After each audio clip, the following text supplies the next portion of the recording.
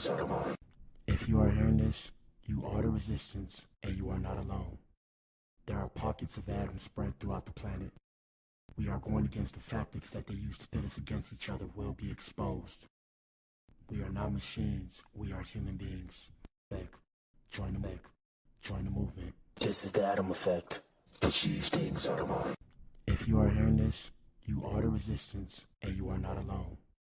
There are pockets of atoms spread throughout the planet. We are going against the function. The divisive tactics that they use to pit us against each other will be exposed. We are not machines, we are human beings. Join the atom effect. Join the movement. This is the atom effect. Achieve things are mine.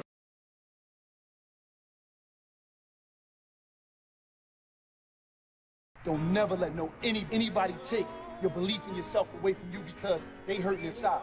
Don't you never let nobody do that. Always believe in who you are in the darkest moments, man. In the darkest moments, when you at that pain, when you at the bottom, know that you're gonna get back up. But you gotta believe it.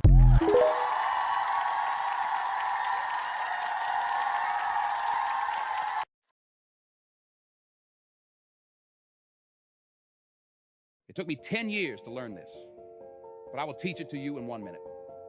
1, life waits for nobody.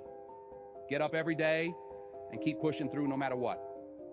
2, make sure you take good care of yourself.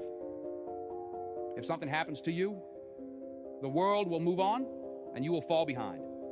3, if you don't work to build your dream life, someone will hire you to build theirs. 4, work in silence. Celebrate in private. People love to ruin things. 5, don't regret your past. Just learn from it and move on. 6, no one cares. Work harder to become better each day. 7, ignore advice from anyone who doesn't live the life you want to live. 8, rule over your emotions. A calm mind can handle any situation. 9, if you find someone better than you, don't hate. Ask them for advice and cooperate with them. 10, you're truly at peace with yourself when you mind your own business.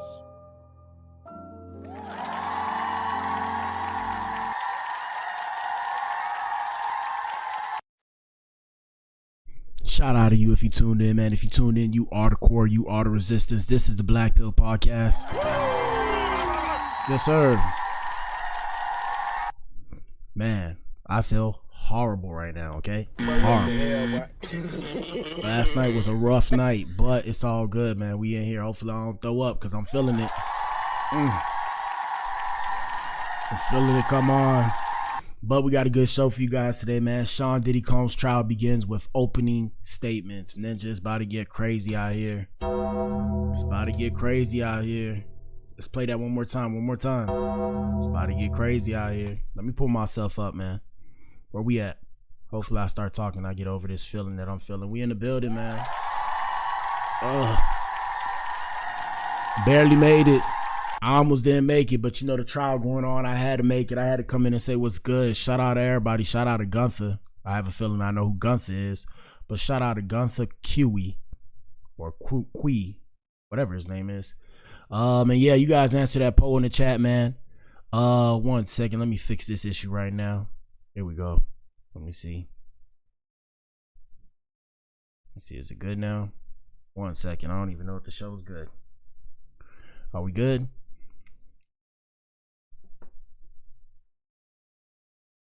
Did I fix it? Let me see if I fixed it. Hold up. Stream health. Still going on? All right, let me turn off the other one. How about now? Is it good now? Hold on, let me see. Always mess up my stream whenever I switch between Rumble and the other one. What's going on? Open widget. 1 second, y'all. I gotta fix this real quick. Okay, there we go. All right, we good now. All right, it was tripping before we in here. Yep. Anyways, like I said, man, good show for you guys today. Today's show is about Diddy, man. We got to keep you updated on what's going on with Diddy. You guys answer that poll in the chat. And the question is, did he do it? Vote and tell us what you think in the comment section. Yeah, man, like I said, I'm out of it today. I ain't even got no coffee. I can't even take no coffee. I feel like I'm a upchuck if I take some coffee. Can't even lie to you. I feel disgusting, but it's all good. We're gonna keep pushing and persevering, right? Donations in the box down there. Y'all know what it is, man. Let's make it a good show. First things first, before we get to the main event, which is Diddy, let's see what's popping off on Instagram. I had some things I wanted to show you guys, and we're gonna go give you updates because there's a lot of updates that came in already. So first things first. First update: marrying a U.S. citizen no longer guarantees permanent residency in the United States. Yep. The process now includes longer wait times, 10 to 14 months, separated spouse interviews, stricter evidence requirements, and higher costs, $3,000 plus. Immigration officers are scrutinizing marriages more than ever with fewer chances if your application is incomplete. Yeah, man. Shout out to Donald Trump. He ain't playing no games. We have a jury that has been selected in Sean Diddy Combs' trafficking trial in New York, and opening statements have begun.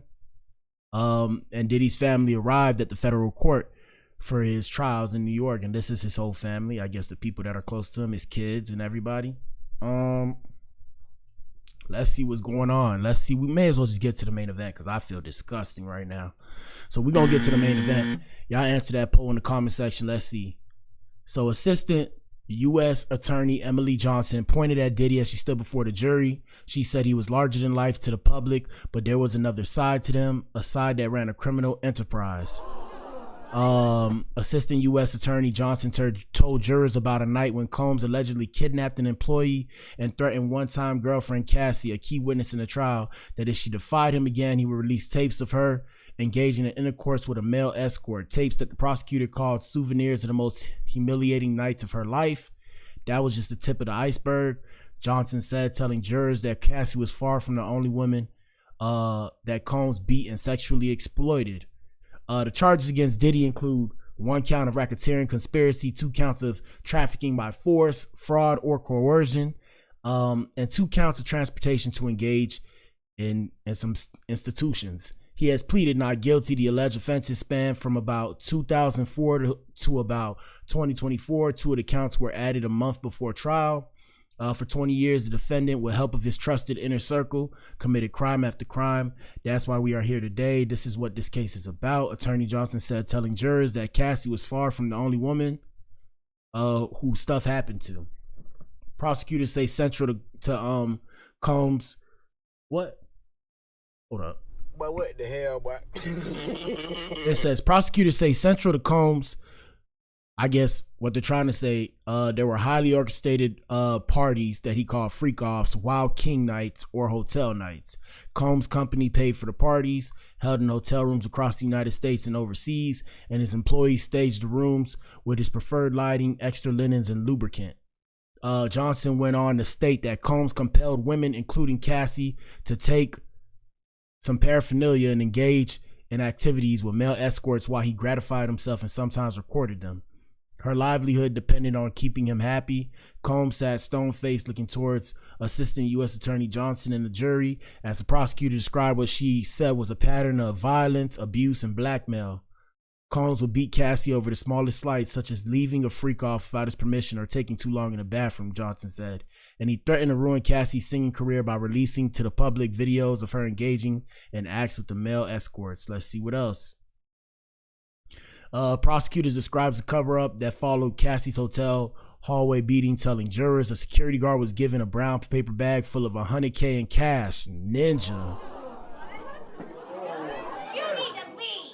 While Combs' bodyguard and chief of staff stood by, this is far from the only time that the defendant's inner circle tried to close ranks and do damage control.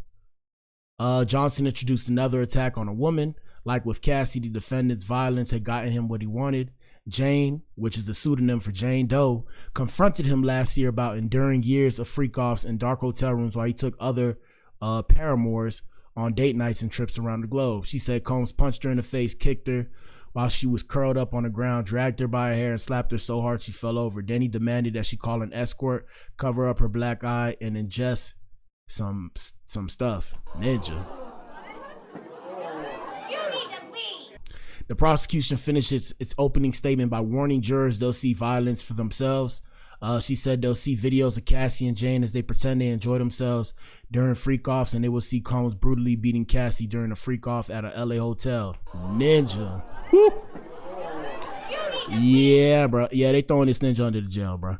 I don't know why. If this is the information they got, and that's the thing with the feds, bro. If the feds on you, bro, they got that info on you, bro. And that's why you guys gotta be careful what you do today, man, because you don't know who you're gonna be tomorrow, and you might piss off the wrong person, or in this case, the right people. So yeah, that's some crazy-ish that's going on right now.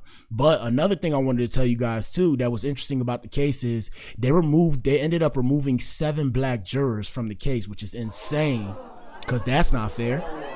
But let me go see if I can show it to you guys. Hold on. Just go to the shade room. And you guys answer the poll in the chat. Let me see. Is it right here? Right here. A jury has been finalized in Diddy's trafficking trial. The identities of the jurors will remain anonymous in this case, which is smart. It's smart, but I mean, the jury's been tainted, and let me show you why. The defense accused prosecutors of discriminatory strikes after 7 black jurors were removed. Ninja. Because you're supposed to be judged by a court of your peers. They removed 7 black jurors, Ninja. However, Assistant U.S. Attorney Maureen Comey provided race-neutral explanations for each strike, which the judge accepted, rejecting claims of intentional bias. Yeah, Ninja, I'm here to tell you, it's biased, my Ninja. It's biased. That Ninja got a low shot now. Let me see. Hold on. Comey explained her reasoning for dismissing some of the jurors. She said one juror favored key names that might have come up in the trial. Another appeared eager despite income loss. And a third struggled with English, fairness, and had a jailed nephew who shot a police officer. Anything you've seen or heard outside the courtroom is not evidence. Anything you've seen or heard outside the courtroom is not evidence and must be disregarded. Let's see what the comments say. 7 black jurors removed. The one time I wish I had jury duty. Free him. In the criminal justice system, you know, Law and Order. If they raided your crib, went through all your computers and hard drives, the feds pretty much are confident on what they collected. I believe Diddy is just freaky. But ask yourselves, why would the feds be going this hard if they aren't sitting on a mountain of evidence? Y'all letting y'all pride cloud your judgment and common sense on this one. I mean, there's more to the story. That's just how I feel. There's more to the story, but we're going to take you to the actual live updates so you guys can see what's going on. Now, we can't show you footage, but you know, the court does this thing where they do transcripts. So when they do the transcripts, 1 second. Hopefully I'm not doubling, but yeah, my other mic was on my phone. Hopefully I didn't double, but yeah, like I was saying, so they do transcripts. When they do these transcripts, you basically, you have a detailed explanation of what's going on. Like they kind of record the information on like a paper, but like usually it's like I forget what it's called. I don't want to call it a press machine, but like a typewriter. I think it's a typewriter, right? So yeah, they basically document what's going on in the court, and we can provide you proof of that right now. 1 second. Let me see. Diddy news. Let me see. Opening statements. Is this it? This is not the one I want to pull up. This isn't the one. Hold on. Disregard that one. Properties. I'm gonna pull it up right now because I was looking at it earlier and I was like, damn, I'm late to the party. But yeah, I mean, it's some crazy-ish, some shocking claims, people. Hold on, just wait. My bad, you know, I'm kind of out of it. Live updates. Maybe we'll use AP News. All right, here we go.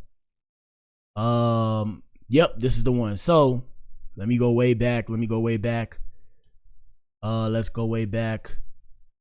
How far can we go back? 10:09. So this is when the family arrived. 1 second. We're gonna play that for you.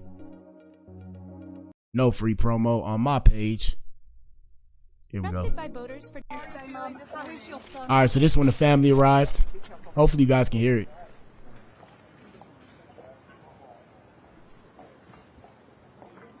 Okay. Upbeat, ready to have his side told in open court. Yeah. And that's his publicist.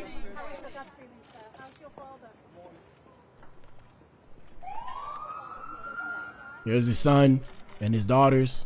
Yeah, man. I mean, it's gonna be a wild case. I wonder how fast it's gonna come and go. I wonder if his kids knew what was going on. You know, I don't know. I'm not sure if that's his mom. Yeah. So, as we go over the updates, so first things first, at 10:13, prosecutors described the cover-up that followed Cassie's hotel hallway beating. My bad, y'all. But what the hell, boy? But yeah, so they said a security guard was given a brown paper bag full of $100,000 in cash while Combs' bodyguard and chief of staff stood by. Ninja. But what the hell, boy? Ninja. $100K to shut up. That's life-changing money, boy. This is far from the only time, like we said, the defendant tried to cover it up. 53 minutes ago, another woman, another attack. Johnson said Combs also brutally beat Jane, assaulted him, confronted him last year. Eager to get to another freak off, Combs cursed the woman and told her she wasn't going to ruin his night. She said Combs punched her in the face and kicked her while she was curled up on the ground, dragged her by her hair and slapped her so hard she fell over. Then he demanded that she called an escort, cover up her black eye, and ingest some paraphernalia. Like with Cassie, the defendant's violence had gotten him what he wanted. Combs chased the woman around the room, kicking in locked doors as she tried to hide from him in bedrooms and a bathroom, then put her in a chokehold and kicked her to the ground. Hey, man, my only thing is, does nobody understand, like, do you guys, like, I know, you know, ninjas get crazy. First off, ninjas get crazy. But ninjas didn't think to call the police, call 911 and just leave it on speaker. Just call 911. I'm just saying, though, we see all victims. Don't, all seriousness. We see all victims. I'm just saying, damn, ninja didn't think to, like, press 911 on the phone and just have it on speaker, listening to this ninja losing it. 51 minutes ago, prosecution finishes its opening statements. Johnson wrapped up, warning jurors they'll see the violence for themselves. We discussed that already. Let's get to some new stuff. So the defense opens, cancel that noise. This is in quotations. That was 46 minutes ago. Sean Combs is a complicated man, but this is not a complicated case. These are the people who are defending Diddy, by the way, his defense team, his legal defense team. This case is about love, jealousy, infidelity, and money. His attorney began in her opening statement. Prosecutors, she said, are trying to turn sexual relations between consenting adults into a trafficking case. There's been a tremendous amount of noise in this case, around this case over the past years. Garagos told jurors, noting immense news media coverage and social media chatter, it's time to cancel that noise. Combs stood solemnly at the defense table, his hands clasped in front of his stomach as Garagos introduced him to the jury. And tell us what you think, guys. Tell us what you think. 42 minutes ago, the defense lawyer seeks to humanize her client, which is Diddy. During the prosecution's opening, Combs was repeatedly described as the defendant. Garagos told, he is the defendant, ninja. But what the hell, boy? What are you talking about? What are you talking about? Garagos told jurors that they may know him as Puff Daddy or P. Diddy or Diddy, but in the courtroom, he's going by the same name that he's born with, Sean Combs. Garagos acknowledges some of her client's faults. Garagos conceded Combs is extremely jealous and has a bad temper, telling jurors that he sometimes got angry when he drank alcohol or did the wrong kind of paraphernalia. But domestic violence is not trafficking, she said, and being mean is not running a racketeering enterprise. My bad, y'all. I'm about to be cooked right now. Ninja, I'm about to be cooked. But anyways, 29 minutes ago, Combs' lawyers tell jurors they may think he's a jerk. Garagos took a relaxed tone with the jury, telling them that they may end up thinking, I think he's a jerk and I think he's kind of mean. But she said he's not charged with being mean or a jerk. She said he is physical and a user of paraphernalia and has a bit of a different kind of life when it comes to sexual activities. She added, we'll fight for his freedom throughout the next 8 weeks. So yeah, we're going to be in here for a minute. And I'm not talking about today, right? I'm talking about, you will be hearing updates. I know what it is. Follow me for more. You will be hearing updates about this case. They say 28 minutes ago that Combs was a swinger, not a trafficker. You what? You need to leave. Combs' habits were part of a swinger lifestyle involving consenting adults. Garagos said she acknowledged that some jurors might not condone his kinky lifestyle and his preferences for kinks, but she urged them to judge the case with an open mind. Those intercourse, predilections, that's what she called it, predilections do not equate to trafficking. 13 minutes ago, his lawyer said that he's charged with the wrong crimes. Combs' defense is taking a novel approach, arguing that the prosecution's evidence might show other crimes he's committed, but they're not proof of the trafficking and racketeering crimes he's charged with. So basically, people, what they're saying is this. They're saying that the media and the Fedi Gov, you know, the feds, right? The fellow Radleys, if you will. They're taking the things that are happening and they're trying to pin him on charges that aren't necessarily true. These things may have gone on, but that doesn't mean he ran, a criminal enterprise. It doesn't mean just because he had these things going on, it was a criminal enterprise. He just had money to kind of orchestrate these things. And that's what they're trying to say here. They're saying that he had the money to orchestrate these things, but it's not like he was actually intimidating people. Shout out to Big U, in the famous words of Big U. You know, he wasn't making people check in and all that. He was organizing these events, if you will. And for people who engage in that kind of swinger lifestyle, they'll know what he's talking about because those events are organized. I'm not saying I engage in that swinger lifestyle, right? Hell, Let me just put that out there. I've never engaged in that lifestyle, but I've had women proposition me to engage in that lifestyle. No bullshit. And they actually told me how it went down. And yeah, it's an organized thing. First off, as a dude, you won't even get invited unless you put in some dough up, or if you're or like I said, really what it comes down to is, as a man, you won't even get invited unless a woman invites you. A woman has to invite you to even partake in those things, unless you're putting the dough up. Right? If you're not putting the dough up, you're not even invited. You won't get invited. You won't even know it existed. Only reason why I knew it existed is because that lady found me attractive. And I mean, it is what it is, bro. It is what it is. So, yeah. And on top of that, just so y'all know, I just happened to be taking her to one of these events. Right. And that's the only reason why she ended up having a conversation with me. She was like, yeah, you look nice. If you want to come, you could be my +1. And I was like, You what? The hell, boy? I was looking at this lady like, I said, lady, are you loony? But I was nice about it. I said, I don't think it's my speed. You feel me? I was like, I don't think it's my speed. But yeah, she was telling me, but I'll tell you the real reason why, but I ain't gonna say it because I don't want to shit on that lifestyle, whatever the case may have you, or throw wrong information out there. But yeah, it wasn't for me. But yeah, she was explaining it in detail because I was taking her. I'm like, I told her, I said, so damn, I'm like, so why you dressed like that? She had a trench coat on. I'm like, but what the hell, boy? Like, yo, like, what you about to go do? You got a knife under there or something? She's like, oh no, I'm actually wearing this. And then she said, boom. And I was like, you what? I was like,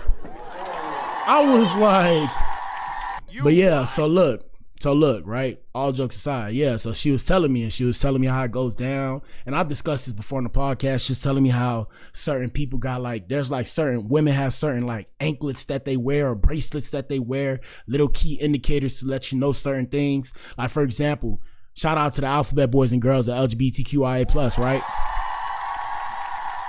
I'm not necessarily a part of that community, okay? Let me just put that out there. But I've been told about these things by people because people talk to me for some reason. They be telling me stuff. I'm just sharing the knowledge, guys. So they told me even certain piercings and stuff let you know that a girl's gay and all that. I was like, what the hell, boy? I was like, no.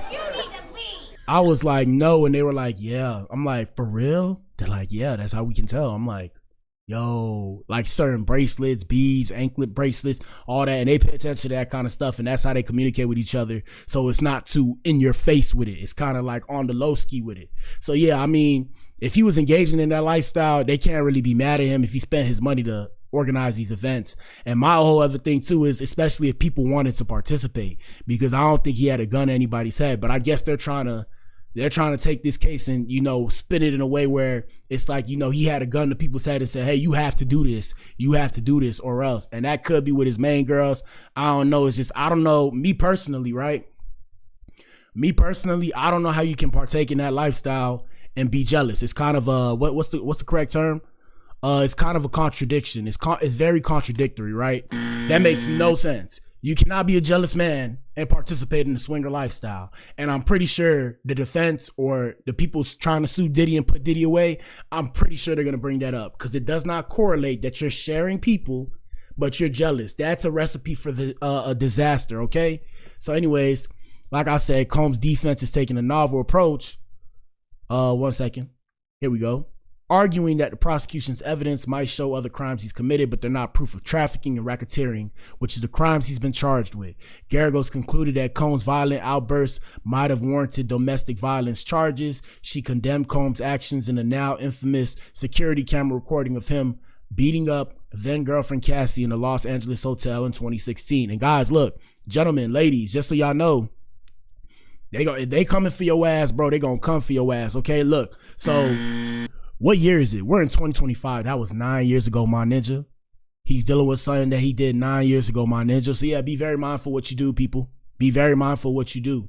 Garagos called the beating horrible, dehumanizing violence, but argued to jurors that it is not evidence of trafficking. It's evidence of domestic violence.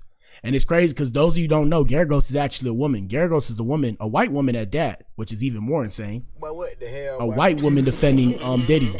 And that's what's his face, his son, which is also close to Diddy. So we'll see what happens. But I mean, hey man, it just goes to show you people gonna protect their people, right? I'm not saying they people and everything's allegedly too. This is for entertainment purposes only and commentary. And also this is a little bit of education. You know, this is some edutainment, if you will. I'm trying to educate and entertain at the same time because you guys need to understand that you could be one of these people if you let that power go to your head. So the 7 minutes ago, the defense teased a courtroom encounter between Combs and Cassie. Garagos told jurors that they'll witness the closure between Cassie and Combs when they see each other for the first time in 6 years on Monday or Tuesday when she takes the witness stand. I guarantee you she gonna be crying on that stand, bruh. She gonna be crying on that stand. And it's gonna be interesting when they do the deposition, you know, when they do the thing where they start asking her questions and seeing what she's saying and seeing how good of a liar or if she's lying or not lying. It's gonna be interesting, bruh. 4 minutes ago, the defense says Jane started it. Combs and a woman identified as Jane had a toxic and dysfunctional relationship, and she willingly engaged in freak-offs described by Garagos as hotel nights because she wanted to spend time with Combs. You see what I'm saying, people? The defense lawyer argued. After hearing the evidence, Garagos said, "You might think, wow, he's really a bad boyfriend." Their fight a year ago, which Johnson highlighted in the prosecution's opening statement, started when Jane slammed Combs' head down in a jealous rage, Garagos said. She said she did not want to justify She said she did not want to justify Combs' violence, but she argued that the fight isn't evidence of trafficking. 20 seconds ago, the defense ends opening statements, "Do they have millions of reasons to lie?" Garagos said as she wrapped up her opening statements that Combs' accusers were motivated by money and pointed to their civil lawsuits against the hip-hop mogul. She told jurors that Cassie demanded $30 million when she sued him, and another witness will acknowledge demanding $22 million in a breach of contract lawsuit. I want you to ask yourself, how many millions of reasons does this witness swearing to tell the truth and nothing but the truth have to lie? Damn. They try to put that nail in the coffin, boy.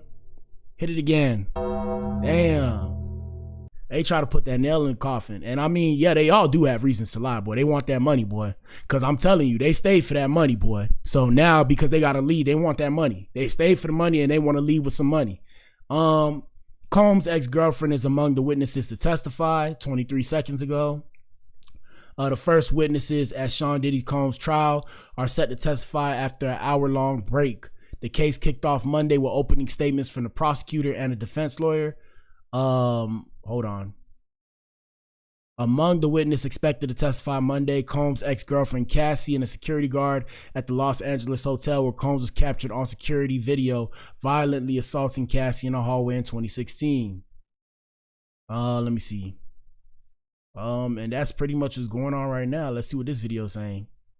Yeah, it's getting wild out here, people. 2 decades, Sean Diddy Combs was one of hip-hop's most successful entrepreneurs, spinning his hit-making talents into an empire that included a record label, a fashion brand, a TV network, deals with liquor companies, and a key role in a reality television show. US prosecutors say Combs was coercing and abusing women with assistance from a network of associates who helped silence victims through blackmail and violence. My whole thing about it, right? My whole thing is, you know, if this is a racketeering enterprise, right, and it starts with him, where are the other people that were arrested? That's what I'm saying. What the hell, boy? Where's the other people? Because they're making it seem like, you know, when you're doing racketeering, there's multiple people involved. This is an organization. Where's the rest of the organization? Who are the people? Where are they and why are they not arrested?